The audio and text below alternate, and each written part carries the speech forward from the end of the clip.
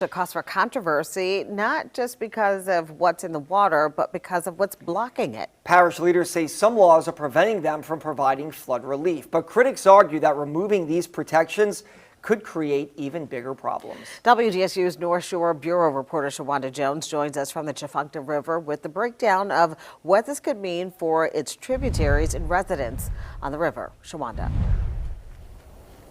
Yeah, Gina and Travers, this fight isn't just about floodwaters, but it's about who gets to control what happens when those floodwaters rise.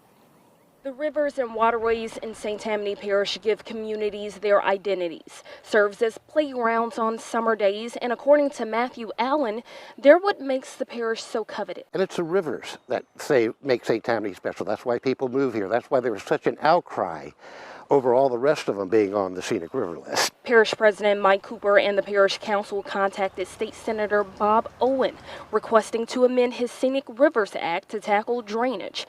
If fallen trees and debris block free-flowing waterways in residential areas are on the banks. We can't touch that unless we have this permit and a major storm comes through or a strong rainstorm.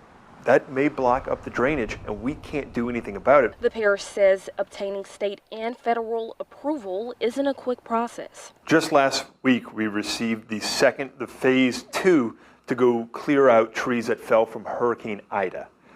This August will be 4 years. But environmental advocates like Allen argues that this isn't just about drainage. Parish loves to blame scenic rivers for their bad past decisions of putting these people in danger where they know it's going to flood, and they're continuing to do it.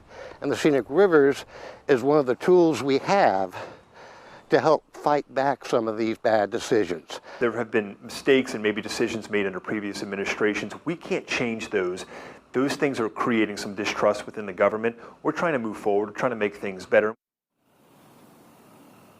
The parish will hold a presentation next week about the proposed request to remove those protections, but this is not a public meeting and it is not a town hall. Reporting live from Covington, I'm Shawanda Jones, WDSU News.